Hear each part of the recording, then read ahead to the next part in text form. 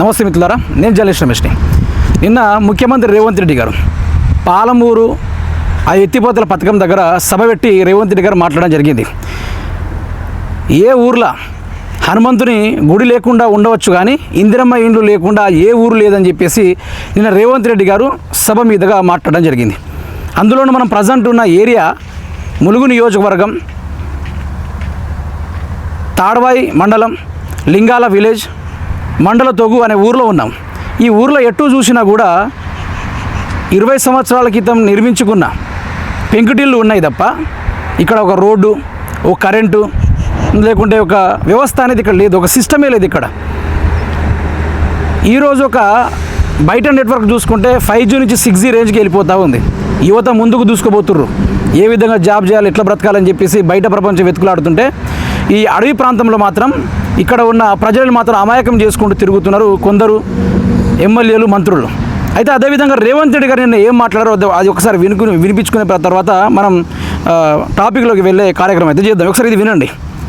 హనుమాన్ల గుడి లేని తండానన్న ఉండొచ్చు, ఊడమన్న ఉండొచ్చు, ఊరన్న ఉండొచ్చు, కానీ ఇందిరమ్మ ఇల్లు లేని ఊరు లేదు. నేను గుండె మీద చేసుకొని నేను చెప్తున్నా. ఇక్కడ వేలాది మంది వచ్చారు. నేను సూటిగా బీఆర్ఎస్ నుంచి సవాలు విసురుతున్నా.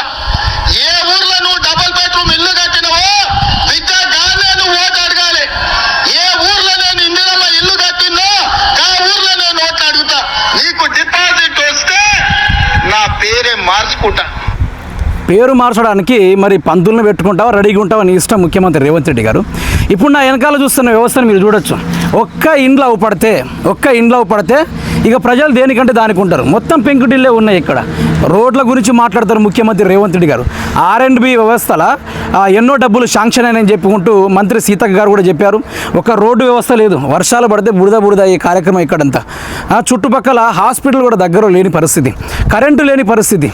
ఈరోజు వాళ్ళ బంగ్లాల్లో మాత్రం, వాళ్ళ ఇండ్లలో మాత్రం డిస్కో లైట్లు, LED బల్బ్స్, మొత్తం అడ్వాన్స్డ్ టెక్నాలజీ ఉపయోగించే అన్నీ ఉన్నాయి. కానీ ఇక్కడ సిస్టమ్ మాత్రం చెడిపోయింది. ఇక్కడ మంత్రి సీత గారి యొక్క ఇలాకాల ఏ గూడైనా టచ్ చేసినా ఇప్పుడు వీళ్ళు 20 సంవత్సరాల నుంచి ఇక్కడ నివసిస్తున్నారు. వాళ్ళకు ఓటు హక్కు ఉంది, రేషన్ కార్డు ఉంది, అన్నీ ఉన్నా కూడా ఒక ఇందిరమ్మ ఇండ్లు ఈరోజు వాళ్ళకి రాలే, ఒక పథకం కూడా వాళ్ళకి అందలే. ఈరోజు ప్రభుత్వం నుంచి ఈ పథకం ఉందని చెప్పేసి వాళ్ళు చెప్పుకోవడానికి కూడా ఇక్కడ ఒక్కటి కూడా లేదు. మరి రేవంత్ రెడ్డి గారు దేనికి ఉంటారు? నేను పేరు మార్చుకుంటా, నేను రాజకీయ సన్యాసం తీసుకుంటా అని సభ మీద ఎక్కి బాగా పొడుగు మాటలు మాట్లాడిన అదే ముఖ్యమంత్రి రేవంత్ రెడ్డి గారు చెప్తున్నా. మరి ఈరోజు ఇక్కడ ఇందిరమ్మ ఇండ్లు లేదు, దీనికి మీరు ఏం తీసుకుంటారు? మీరు సవాల్ ఇచ్చిర్రు, మేము కూడా సవాల్ ఇస్తుతా ఉన్నాం. మీరు దయచేసి రాజీనామా వచ్చి దిగిపోర్రి. మంత్రి సీతక్క గారు కూడా మేము ఒక సూచన ఇస్తూ ఉన్నాం. ఎందుకంటే చాలామంది ప్రజలు ఉన్నారు ఇక్కడ, వారి అభిప్రాయాల్లోనే, వాళ్ళ మాటల్లోనే అడిగి తెలుసుకునే ప్రయత్నం అయితే చేద్దాం. వాళ్ళ పరిస్థితి ఏ విధంగా ఉందో అడిగి తెలుసుకునే ప్రయత్నం. ఇక్కడ సమస్యలు కానీ లేకుంటే పరిస్థితి కానీ ఏ విధంగా ఉంది? ఇక్కడ చాలా కఠినంగా ఉంది. అంటే నీళ్ళ సౌకర్యం, అలాంటి కరెంటు, అలాంటి ఇల్లులు అంటే ఇందిరమ్మ ఇల్లుల్లో మాకేం లేవు. ఇందిరమ్మ ఇల్లు ముచ్చట రాలేదా? రాలేదు. ఈ 30 నెలల నుంచి లేదు. సర్వే చేయడానికి ఎవరు రాలేదు. ఇక అట్నే మళ్ళీ నీళ్ళ సౌకర్యం కూడా చాలా ఇబ్బందిగా ఉంది. వాగులో పోయి తెచ్చుకుంటాం. అడిగినా మేము సీతాకని అడిగితే ఇక ఇస్తామన్నారు, కానీ ఇంకా ఇక ఏర్పాట్లు మాత్రం చేయలేదు. ఇంకేం చేయలేదు. అట్లా చాలా కరెంటు. ఇప్పుడు వర్షాల పరిస్థితి ఏంటిది? ఇక్కడ వర్షాలు గట్టిగా పడితే ఇల్లు కూలిపోతే కురవడం కానీ అలాంటి ఏమైనా ఉంటే పరదాలు కప్పుకొని ఉంటాం. ప్రభుత్వం నుంచి ఏమైనా పథకాలు అందినాయి మీకు? 6 గ్యారెంటీలు అని ఒకటి ఉంటుంది, మీకు ఏమైనా అందిందా? ఏమందలేదు. ఒక్కటి కూడా అందలేదు. కరెంటు లేదు, నీళ్లు లేవు, ఇల్లు లేదు, మహిళలకు 2500 లేదు, ఏది రాలేదు. మీ ఏరియాకి సీతకి ఎవరికైనా జాబ్ మేళాన్ని పెట్టి ఉద్యోగాలు ఏమైనా ఇచ్చిందా? లేదు. ఒక్కరికి కూడా ఇవ్వలేదు. ఎన్నికల ముందు ఏమని చెప్పారు సీతక్క గారు? అడిగితే ఇస్తామన్నారు. ఇక తర్వాతకి ఇక ఎవరు పట్టించుకుంటలేరు. ఇక మా బతుకు మేము బతుకుతాను. ఏం పని చేస్తూ ఉంటారు? ప్రధాన ఇప్పుడు జీవనం సాగాలంటే ఏం పని చేస్తూ ఉంటారు? ఇక కూలికి పోతాం. కూలికి పోయి ఇక వాటితోనే ఇక ఇల్లు గడుపుతాం. ఇక వాటితోటి ఒక రోజు కూలికి పోవడం, ఇంకో రోజు ఇక ఇంటి గడపని, వాటితో ఇక సాగనిస్తూ ఉంటాం ఇక జీవితం మొత్తం. ఇప్పుడు మీ ప్రధానం కావాల్సింది ఏంటిది? ఇక కావాల్సిందంటే ఇక ఇందిరమ్మ ఇల్లు కావాలి, మాకు నీళ్లు కావాలి, ఇది అన్ని కరెంటు ఉమ్, అలాంటి సౌకర్యాలు ఇస్తే కొంచెం మంచిగా ఉంటాయి. ఉమ్, మా పేద ప్రజలు అనేటోళ్ళు కూడా కొంచెం మంచిగా బతుకుతారు అని. అంటే అప్పుడప్పుడు సీతకు వచ్చి తిరిగిపోతూ ఉంటారు కదా, ఏమైనా అంటే జస్ట్ చూడడానికే వస్తారు లేకుంటే ఏమైనా పథకాలు కానీ లేకుంటే మీకు ఏమైనా ఇవ్వడానికి వస్తారా? లేదు లేదు, సీతక్క గారు వస్తారులే కానీ అప్పుడు కోవిడ్ టైంలో వచ్చారు. ఉమ్, అప్పుడేమో కూరగాయలు అలాంటివి ఇచ్చిపోయారు. ఇప్పుడు సీతక్క గారు కూడా వస్తలేరు. ఉమ్. మంత్రి అయినప్పటి నుంచి మీకు ఏమైనా చేశారా? మీ గూడెలకు కానీ మీ నియోజకవర్గానికి ఏమైనా చేశారా మంత్రి అయినప్పటి నుంచి? ఒక స్కూల్ కట్టించారు. ఒక స్కూల్ కట్టించారు. ఉమ్, అంతే, స్కూల్ కట్టించారు. ఉమ్. మిగతాది ఏం లేదు. ఏం లేదు, స్ట్రీట్ లైట్స్ లాంటివి ఇచ్చారు. అవి సోలార్ లాంటివి ఇచ్చారు. కానీ కరెంట్ అంతా రాలే, ఇక్కడ తీసుకురాలే. రాలేదు. ఓకే బ్రదర్, ఇంకేం సమస్యలు ఉన్నాయి ఇక్కడ? మనకి ఈ ఊరు కూడా కొద్ది మన అందరికి తెలియనట్టుగా ఇక బోర్డులు గిట్ట మన రోడ్డు దగ్గర పెట్టిస్తే ఊరికంటూ ఒక పేరు ఉండాలి, గుర్తింపు ఉండాలి. అట్లుంటేనే మనకి అందరూ సిటీ వాళ్ళు కూడా మన ఇక్కడ ఊరు ఉన్నదని తెలుసుకుంటారు. అంటే ఇక మళ్ళా వీళ్ళ బతుకు ఎట్టుంటుంది అనేది కూడా వాళ్ళకు కూడా తెలుస్తుంది. అప్పుడు వాళ్ళు పెద్ద పెద్ద వాళ్ళు కూడా వచ్చి చూసి కూడా పోతారు కదా. ఇప్పుడు 3 సార్లుగా మీరు సీతక్కకి ఓటేశారు. 3 సార్లు 3 సార్లు సీతక్క గారికి వేశారు. అయినా కూడా 3 సార్లు గెలిచినప్పటి నుంచి గత 15 సంవత్సరాల నుంచి ఏం చేయాలి? ఏం చేయలేదు సార్. ఇక మనకి ఇక స్కూల్లో ఈసారి కట్టించింది, ఒక బోర్ పెట్టించింది అంతే. ఇక అవి తప్ప ఇక ఏం లేదు. ఇక ఇప్పుడు మీరు ఏం కావాలనుకుంటున్నారు? మీ ఊరికి సంబంధించి, గూడానికి సంబంధించింది మాకు ఇది కావాలని ఏమైనా సమస్య ఉందా? ఉన్నది కరెంట్ మనకు ఉంటే పిల్లలు గిట్టు ఉండాలి కదా. ఇక కరెంట్ ఉండాలి మనకి. ఇక నీళ్ళు ఇక పైపులు అవి తవ్వాలి అంటే ఇక మన ఇంటింటికి అవి నెలలు ఉంటాయి కదా, అవి నెలలు కావాలి. మళ్ళా ఇక అట్లా ఉంటేనే మనకి బతుకగలుగుతాం కదా. ఇప్పుడు గారం సభ కాడ పడాలి. ఇది గ్రామ సభ పడాలి. మా గారం సభలో పేరే లేదు ఈ ఊరికి. ఈ ఒకవేళ గట్టిగా అడిగితే ఫారెస్ట్ వాళ్ళు ఇది మీ రెవెన్యూ పట్ట కాదు వెళ్ళిపోమంటాను ఫారెస్ట్ వాళ్ళు. మా ఈ ఊరు గారం మీకు ఓట్లు ఉన్నాయి, రేషన్ కార్డు ఉంది, ఆధార్ కార్డు ఉన్నా కూడా మిమ్మల్ని రెవెన్యూ వాళ్ళు బెదిరిస్తూ ఉన్నారు. ఫారెస్ట్ వాళ్ళు బెదిరిస్తున్నారు. మాకు ఇది ఊరు గారం సభల్లో పడితే మంచిగా ఉంటుంది. వాళ్ళతో పాటు మేము వీళ్ళు కలిసిమెలిసి ఉండాలి. ఇంటి పని అన్నీ మా ఈ పిల్లలు హాస్టల్లో చదివినా కూడా మాకు కులం సర్టిఫికేట్ లేదు. కొంచెం సర్టిఫికేట్ ఇవ్వడం లేదు. చదువుతానికి కూడా క్యాస్ట్ ఇన్కమ్ లేదు. ఇక క్యాస్ట్ ఇన్కమ్ అప్లై చేస్తే ఇవ్వమంటారు. ఇక మాకు పై చదువుతానికి క్యాస్ట్ ఇన్కమ్ అడుగుతారు. పోవాలన్నా ఏడపోయినా క్యాస్ట్ ఇన్కమ్ అడుగుతారు. ఇప్పుడు మీ ఇదే ముచ్చట సీతక్క గారికి చెప్పారా? చెప్పాము, వచ్చినప్పుడు చూస్తాం అన్నారు కానీ ఇక అక్కడ నుండి పట్టించుకుంటలేరు. ఇక మామూలు ఇక ఇంటర్ 10th అయిపోయిన వాళ్ళకి మళ్ళీ ఇంటర్ జాయిన్ అవ్వాలన్నా క్యాస్ట్ ఇన్కమ్ అడుగుతారు. చదువుకోవాలని ఆసక్తి ఉంది కానీ ఈ సర్టిఫికేట్ వల్ల ఆగిపోతుండ్రు. ఇక క్యాస్ట్ ఇన్కమ్ లేనందువలన ఇక్కడ ఇంటికానే ఉంటాను. లేదంటే అప్ అండ్ డౌన్ చేసి మళ్ళీ ఇబ్బంది అవుతుంది కదా. అప్ అండ్ డౌన్ చేయాలంటే హాస్టల్ కార్డు ఉంటే అన్నీ కొంచెం మంచి సౌకర్యాలు అన్నట్టు ఉంటాయి. మళ్ళీ ఇక క్యాస్ట్ ఇన్కమ్ ఇవ్వకపోవడం వలన ఇక ఇక్కడనే ఉండిపోతాను. ఇక పై చదవలేకపోతాను. గతంలో మంత్రి సీతక్క గారు మాట్లాడుతూ చెప్తా ఉంటారు, మా గిరిజన ప్రజల యొక్క బ్రతుకులకు అడ్డంగా నిలబడిందే కేసీఆర్, మా గిరిజన బ్రతుకుల యొక్క విద్యార్థుల భవిష్యత్తులను ఆగం చేస్తుందే కేసీఆర్ అని చెప్పేసి మంత్రి సీతక్క గారు ఆ మధ్యలో ఏడ్చారు కూడా. అది బాగా వైరల్ అయింది భారతదేశం స్థాయిలాగా. ఇప్పుడు ఆవిడ గారు అన్ని స్టంట్లు వేశారు. ఇప్పుడు ఒక బ్రదర్ చెప్తా ఉన్నారు లాక్డౌన్లో మేడం గారు కూరగాయలు కూడా అందించారని చెప్పేసి. I hats off to that అటువంటి కార్యక్రమాలు చేసినందుకు నిజంగా అప్రిషియేట్ చేస్తున్నా. కానీ ఇప్పుడు 15 సంవత్సరాలు అంటే 3 సార్లు ఎన్నికలు జరిగితే 3 సార్లు హైట్రిక్ మెజారిటీతో గెలిచారు మంత్రి సీతక్క గారు ఇక్కడ. మరి గెలిచినప్పటికీ క్యాస్ట్ ఇన్కమ్ లేదట. ఈరోజు పోటాపోటీగా చదువుతూ ఉన్నారు, ప్రపంచ దేశాలు దూసుకుపోతున్నారు. ఈరోజు భారతదేశం ప్రపంచ దేశాలతోటి పోటీ పడుతుంది చదువుల విషయంలో కూడా. కానీ ములుగు నియోజకవర్గంలో వచ్చేస్తే మాత్రం ఈరోజు చదువులకు అడ్డుపడేది మాత్రం మంత్రి సీతక్క గారే. ఈరోజు ఓట్లు వేయాలన్నట వీళ్ళు. అదేవిధంగా వీళ్ళకు అడ్రస్ ఆధార్ కార్డు ఉంది, ప్లస్ అదేవిధంగా వీళ్ళకి రేషన్ కార్డు కూడా ఇప్పించారు. కానీ వీళ్ళకు పథకాలు కావాలన్నా ఇంకేమన్నా కావాలన్నా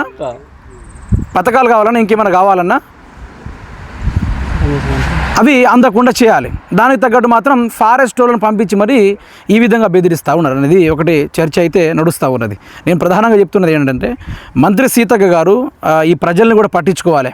మీరేవైతే బంగ్లాలు కట్టుకున్నారో, మీరేవైతే 10 కార్లు వేసుకొని తిరుగుతూ ఉన్నారో, అదేవిధంగా అంత స్థాయి కాకుండా వీళ్ళకు ఇందిరమ ప్రభుత్వానికి సంబంధించిన ఇందిరమ ఇండ్లు ఇప్పిస్తారా, లేకుంటే కేసీఆర్ డబుల్ బెడ్రూమ్లు ఇస్తారా, లేకుంటే అదేవిధంగా వాళ్ళకు తాగునీటికి మిషన్ భగీరథనో, లేకుంటే ఇంకే నల్లాలు తీసుకొచ్చో, లేకుంటే బోర్ సప్లైమెంటో లాంటిది చేయాలి.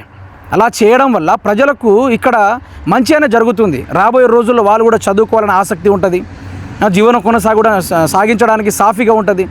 ఇదొకటి జరగాలి. కానీ మంత్రి సీత గారు ఇది మరీ ఘోరం. మీరు ఈ సైడ్ నుంచి కూడా చూసుకోవచ్చు, మీకు ఊర్లు కూడా చూపెడతాం మిత్రులారా, కంప్లీట్గా చూడొచ్చు. కొండ ప్రాంతం దగ్గర ఒక 20 ఏళ్ళ నుంచి వీళ్ళు సామ్రాజ్యం స్థాపించుకున్నారు. వీళ్ళు పరాయి వాళ్ళు అంటూ కాదు, ఓట్లు వేస్తున్నారు, నాయకులను ఎన్నుకుంటున్నారు, అన్నీ చేస్తున్నా కూడా వీళ్ళకి ఏది కూడా జరగడం లేదు. మరి రేవంత్ రెడ్డి ఏమో సభ మీద ఎక్కగానే 5 లక్షల ఇందిరమ్మ ఇండ్లు ఈరోజు తెలంగాణ రాష్ట్రంలో నివసిస్తున్న పేద ప్రజలకు అందించామని చెప్పారు. మరి ఇందులో ఎక్కడైనా ఇందిరమ్మ ఇండ్లు చూపెట్టగల ముఖ్యమంత్రి రేవంత్ రెడ్డి? సీతక్క గారు కూడా ఆర్ఎన్బి గురించి కానీ, లేకుంటే ఇందిరమ్మ ఇండ్లు వచ్చాయని చెప్పేసి ఆవిడ గారు కూడా ఫోటోషూట్లు, వీడియోలు అట్లాంటివి చేసుకుంటూ తిరుగుతూ ఉన్నారు. మరి ఈ ప్రజల యొక్క సంగతి ఏంది? ఇక్కడ బ్రతుకుతున్న యువత రేపు ఏం కావాలి? వాళ్ళు ఇదే విధంగా పని చేసుకుంటూ వాళ్ళు ఇన్ని రోజులు బ్రతకగలుగుతారు? వాళ్ళకు కూడా ఉపాధి కావాలి, వాళ్ళు కూడా జాబులు చేసుకోవాలి, వాళ్ళు కూడా మీ లెక్క కార్లలో తిరగాలి, వాళ్ళు కూడా చైతన్యవంతం కావాలి కదా. అమాయకమైన ప్రజల్ని చూసి ఓట్ల ముందేమో కోట్లు మాట్లాడి ఓటు దాటిన తర్వాత ఈరోజు గుండుస్తున్నా చూపెట్టేసి వెళ్ళిపోయారు మంత్రి సీతక్క గారు. మళ్ళీ ములుగు నియోజకవర్గంలో 2 రోజులు పర్యటిస్తూ ఉన్నారు, 3వ రోజు పర్యటిస్తూ ఉన్నారు చెప్తున్నారు. ఇప్పటిదాకా జాడ లేకుండా పోయిరట. ఇది వైఫల్యం, దీన్నే అంటారు వైఫల్యం. కాంగ్రెస్ ఫెయిల్యూరిజం అనేది ఇక్కడనే అంటారు. అదేవిధంగా చాలా వరకు ట్రైబల్ పీపుల్స్ అంటే మాకు ఇజం అనుకుని మాట్లాడిన ఇదే వ్యవహారం పట్ల చూసుకుంటే ఈరోజు అదే యువకులను పని చేసుకుంటే అట్లనే ఉండిపోవాలి మీరు అంటే క్యాస్ట్ సర్టిఫికేట్ ఇవ్వడానికి ఏం ప్రాబ్లం వీళ్ళకు? ఈరోజు మంత్రిగా ఉన్నారు కదా, ఆపోజిషన్లో కూడా లేరు, అధికార పార్టీలో మంత్రివర్గం ఉన్నారు. రేవంత్ అన్న అని ఒక మాట అంటే సంతకాలతో గీసిపడేస్తే వాళ్ళకు నీళ్ళు వస్తాయి, నిధులు వస్తాయి, ఇండ్లు వస్తాయి, క్యాస్ట్ సర్టిఫికేట్లు వస్తాయి, అన్నీ వస్తాయి. మరి మంత్రి సీతక్క గారికి ఎందుకు వెనక అడిగేస్తున్నది అర్థం కావట్లేదు. అంటే మీ ప్రజలు బాగుపడొద్దా? ఇక్కడ గిరిజనులు ముందుకు రావద్దా? అంటే మీరు ఓట్లు వేయించుకున్న తర్వాత మీకు 10 కార్లు వస్తాయి, మీకు బంగ్లాలు వస్తాయి, కానీ గిరిజనులకు ఏం రాకుండా ఉండాలి అనేది ఇక్కడ మనకు కనబడతా ఉంది. రేవంత్ రెడ్డి కొంచెమైనా ఇంగిత జ్ఞానం ఉంటే, కొంచెమైనా తెలివి ఉంటే అధికారులు పంపించి వీళ్ళ సమస్యలు తీర్చు. ఓట్లు ఎప్పుడేమో ఎగేసుకొని ఉరికొచ్చే మీరు ఈరోజు ఓట్లు దాటిన తర్వాత ఫారెస్ట్ వాళ్ళని పంపించి వాళ్ళని బెదిరించే కార్యక్రమాలు ఏందండి? ఇదేనా వ్యవస్థ అంటే? ఇదేనా ప్రజాపాలన, ఇంద్రమ రాజ్యం అంటే? అందుకని నేను ప్రభుత్వానికి రిక్వెస్ట్ చేస్తున్నా, దయచేసి వీళ్ళ సమస్యలు తీరాలి. ఇంతకుముందు వాటర్ తీసుకెళ్ళడానికి ఒక బ్రదర్ అక్కడికి వెళ్ళారు. అది ఆ చెలిమెల వాగుల నీళ్లు తోడుకుంటే నాకు అనిపించింది, మనం ఈరోజు మినరల్ వాటర్ అని తాగుతూ ఉంటాం. ఆ మినరల్ వాటర్ తాగుతూ ఉంటే శుద్ధి చేసిన వాటరు, మినరల్స్ యాడ్ అయి ఉన్న వాటర్ని మనం తాగుతూ ఉంటాం. మరి అందులో ఏ మినరల్స్ లేవు, సూక్ష్మజీవులతోటి కూడిన అనారోగ్యాన్ని గురి చేసే ఆ యొక్క నీళ్లు మాత్రమే ఉన్నాయి అక్కడ తప్ప మంచికి సంబంధించిన నీళ్ళు అయితే లేదు ఇక్కడ. ఇది మంత్రి సీతక్క గారు తాగలరా? రేవంత్ రెడ్డి తాగలరా? అందుకు నేను అనేది ఏంటంటే దయచేసి వీళ్ళ సమస్యలు ప్రభుత్వం దృష్టికి చేరవేయండి. మంత్రి సీతక్క గారు ఇక రీల్స్ చేసి చాలండి. మీరు ఇక ఏ వీడియోలు చూసుకున్నా సోషల్ మీడియాలో బాగా యాక్టివ్గా ఉంటారు, కానీ ఈ ములుగు ప్రజల కాడికి వచ్చేసి మాత్రం సులువు అయిపోతున్నారు. ప్రజలకు కనిపించే ప్రసక్తి లేదు. కొన్ని సంవత్సరాల తర్వాత మంత్రి సీతక్క గారు అక్కడ స్కూల్ కట్టించారట, వాళ్ళకి చదువుకోవడానికి స్కూల్ కట్టించారు, బాగానే ఉంది, కట్టించారు బాగానే ఉంది. వాళ్ళు 10th దాకా చదువుకుంటారు.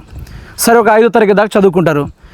హయ్యర్ క్లాసెస్ ఇప్పుడు ఇంటర్మీడియట్ ఉంది, డిగ్రీ ఉంది, బీటెక్ ఉంది, ఆ తర్వాత పీజీ ఉంది, పిహెచ్డి ఉంది.